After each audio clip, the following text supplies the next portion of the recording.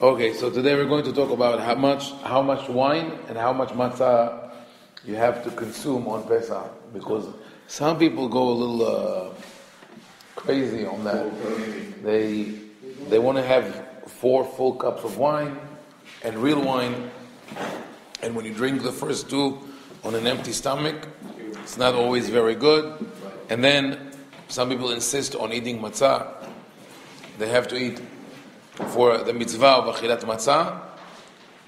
The different opinion between half a matzah to 1 matzah. Some people say even 2 matzot each. So one portion they want to eat for the mitzvah of achilat matzah, 1 portion for the mitzvah of hamutzi, and another portion for the mitzvah of maror and matzah together, korech, meaning that by the time you get to the meal, you can't eat anything. You're stuffed. Some people have digestion problem. There were cases in Israel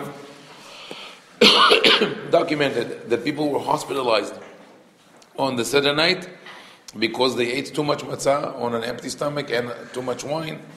So they have this problem. But people also ask the question of what is the minimal amount of wine that they can drink if they don't want to drink wine and they don't want to drink grape juice. And there could be different reasons. The most obvious reason for someone not to drink wine is that alcohol doesn't do him well. It could be allergic to sulfites, or just gets dizzy. He's not used to drinking wine. Or, what about recovering alcoholics? They're not allowed to touch wine. 1 drop of wine or alcohol could send them back spiraling to their addiction. Or someone who, for health reasons, doesn't want to drink wine. So you will tell him, you could drink grape juice, but grape juice is packed with sugar. So they say you should drink the light grape juice. And then they say the light grape juice, we don't know if it really counts as wine, so you have no exit wherever you go. You're sort of blood. So there are 2 options. There are 2 main options for if you want to drink less wine, or if you want to drink as little as possible. One is that you go with the smallest amount that is mentioned in halakha. Now, when the rabbis spoke about the measurements, they went with flexible measurements. They didn't use ounces or millimeters. Of course, they didn't have ounces back then, but they had measurements. Hin, shekel, ephah, se'ah. They have all these. Instead, they use something which is, you could say, subjective. It's called kazait v'kabitza. The size of an olive, the size of an egg. And that is because it leaves you some wiggle room in terms of how much you want to eat. So when we go with liquids, the minimal amount that the halakha mentioned that you have to drink is something called revi'it. It's revi'it ahin. It's the quarter of an ancient volume measurement that was used at the time of the Beit HaMikdash, and it's called revi'it. The smallest revi'it that people say that the smallest amount that it could be, 75 cc. It's a 2.5 fluid ounces. Now you don't have to drink the whole cup. You have to drink the majority of it. So the majority of 75 cc is 38, or in ounces, 1.3 fluid ounces. Meaning you can take the cups that you use for mouthwash, for when you brush your teeth, they are 5 ounces. This is 5 ounces. It's bigger. It's almost twice as much as the revi'it. You can take half of it. Actually, even the cups in which they serve sauce in restaurants, or they have a revi'it. If you drink the majority of it, you say the hova. So it's not that much that you have to drink. But still, what if someone cannot drink wine? Like I said, an alcoholic cannot drink wine. Recovered alcoholic cannot drink wine at all, cannot taste it even. So, the halakha originally was that only the person who conducts the seder has to drink 4 cups. Not everybody has to drink 4 cups. It's corroborated in the Mishnah. If you look at the Mishnah says this, Velo yifhatu lo me'arba' kosot.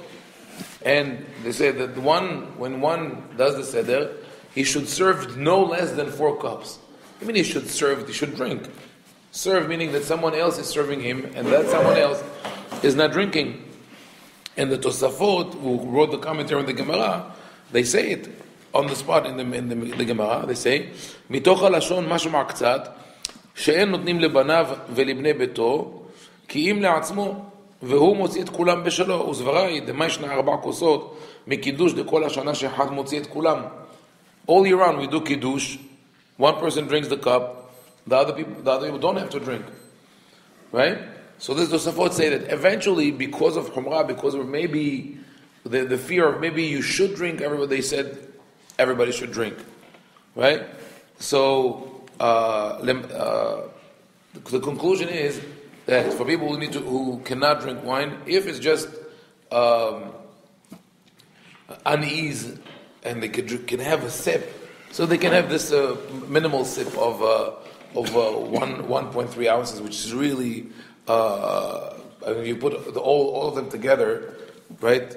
4 cups like that of 1.3 make up a 5.2 ounce cup, which is the small mouthwash cups. This is what it is, 5 ounces. Look at this. This is 9 ounces, by the way. This is 9 ounces. The cups the usual cups that you use for the venti is, you know what they call venti because it has 20 ounces. The venti cup from Starbucks, right, has enough to serve 4 people 4 cups, right? 16 cups. The venti cup. So we just have different measurements today that we know. So that is if you can sip a little bit. If not, you could rely on the person who conducts the seder, who drinks the wine, and that I've seen, as they say, ma'aserav. I've seen it as halacha at the house of my grandfather, alav shalom. He carries a tradition of 9 generations of rabbis all the way to the 17th century, and he never told us to drink wine. If anyone asked how much do I have to drink, so I says, you drink, that's it, enough, whatever you want. Just once you take the sip is enough, and you knew also that you can rely on him. That's regarding the wine. But the difference between wine and matzah, so wine is a rabbinical commandment, and it's not written in the Torah. It is not written there that you have to drink wine on Pesach. The rabbis instituted that because they wanted to have a festive meal. But the matzah is written in the Torah. So here, it's... So the recovery alcoholic, what does he do?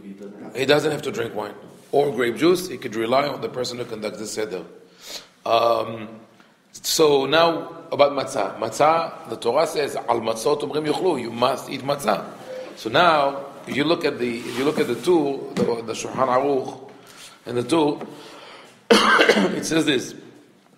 You yitol yadav, you wash your hands. This is in Siman Taf'ayin Hey, 475. You have to take the matzot when you get to motzi matzah, and you break the upper matzah and the middle matzah, which you already broke at afikom at yachatz. Ve'yochal mishtehen beyachad kezait mikol achat. He has to eat together kezait of each matzah. This is where people really get nervous because they want to hold all 2 pieces of matzah and eat them. And some people even say you can't drink water while you do that or eat it with anything else, just pure matzah. So for about 5 minutes or 10 minutes, depends on which household you're at, you will hear people just grinding and coughing. Okay, it's not a pleasant sight to see that, right? So, but he says you have to eat 2 matzot, 2 kezait. Kezait, as I said before, some people say it's half a matzah, some people say it's a matzah or even 2 matzot. So, there's a problem. And then, the Shulchan also says that when you eat the maror, you have to take kezait maror, kezait of the bitter herbs, and eat with it matzah. It doesn't say that you have to eat matzah with the maror, kezait matzah, but most people will go for that. So, if you ask most rabbinic authorities today, they will tell you have to eat at least 3 kezait, 3 olives of matzah, which I said the olive we're still going to discuss. But some people say that the afikoman is also kezait, and some people even go for 5 portions of kezait. So basically you have more room for nothing else. No meal on Erev Pesach. But then if you go a little further back, before the Tur Shulchan Aruch, the Tur was written in the 1400s. We go to Rambam. Rabbi Moshe ben Maimon. And look what he says. He says, ואחר כך מברך על נטילת ידיים, יוצא בך נטילת ידיים, ולוקח שני רקיקין. You take two מצות. וחולק אחד מהם, ומניח פרוס לתוך שלם, ומברך המוציא לחם מן הארץ. And you split one of them, and you put the split one in the whole one, and you say hamotzi. This is how you do hamotzi for two matzot together. You realize the problem? How can you put the broken one in the whole one? It only works with sof matzot that would puff a little bit and it become like buckets, or that you could wrap them. So you wrap the half matzah. You can do it with our matzot today. The cardboard matzah. You can do that. They break. But with the soft matzot, like we did yesterday, you could wrap it and you could eat the matzah within. But only two matzot, not three. What happened? Originally, people only used two matzot for Pesach. They only needed one, but they did two because on Shabbat we have two matzot, two loaves of bread in honor of Shabbat, in honor of the manna that we had in the desert. So they said we don't want to put Pesach at a lower level, so let's have for Pesach also two matzot. Then, as time passed, some people say, wait a second, we split the matzah on the afikoman, right? Like the yachatz, we split the matzah. It's disrespectful to say hamotzi on half a matzah. So let's add a third one. That's how we ended up with three matzot. So once you added a third one, people say, wait, so I have to have some of the hamotzi bread, which is the full matzah, and some of the matzah bread, which is the half matzah, so I need to eat two portions. But in the original halakha of the Rambam, you only have to have one. And for the later, for the next eating, which is dipping the maror and the matzah together, you don't need kazait. No one mentions that. The Rambam says, so I read halakha het in Perk het. I'll tell you what is the kazait. So now we didn't get to this yet. Look, it's very simple. Today that we have no sacrifice. You mean you say two brachot. המוציא לחם מן הארץ על אכילת מצה ומטבל מצה בחרוסת ואוכל. You dip the matzah in the haroset, not dry matzah. Enjoy it with something on it. One kazait. וחוזר ומברך על אכילת מרור ומטבל מרור בחרוסת ואוכל, and then you eat מרור. וחוזר וכורך מצה ומרור, and then you wrap them together. So the maximum, according to Rambam, that you would have to eat is two portions of kazait. Now, what is the minimal portion of kazait? Very simple to calculate. What is kazait? What is zait? 20 grams. No, literally. Olive. The size of a big olive. Not too small, not gigantic, not jumbo olives. A mid-size olive. Medium. The volume. The volume. No, you don't have to. The volume. The squeeze. No. Don't push the matzah into this.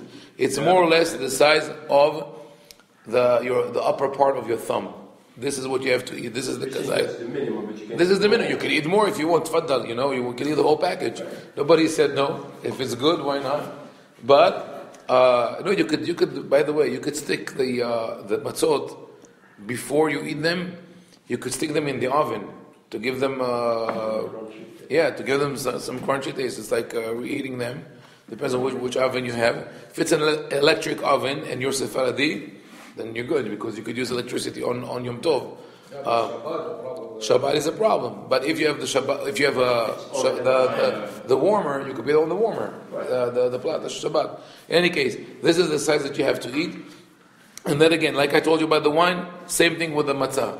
I saw it in my grandfather's house. When we get to the matzah, we would ask, how much do you have to eat? He would say, eat. I mean, you wouldn't eat less than that. Right. It's about quarter of a matzah or even less. This is what it comes to. I mean, if less than that, you don't call it eating. You say tasting.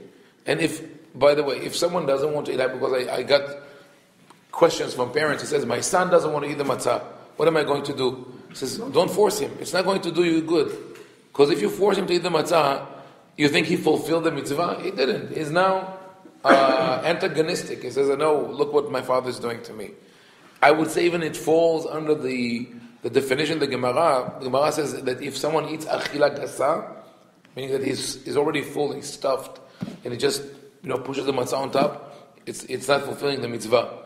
So it's the same if the achila gasa is physical or mental, meaning if you don't want to eat, either because you're full or because you don't feel that this is what you want to eat, forcing someone is not going to help.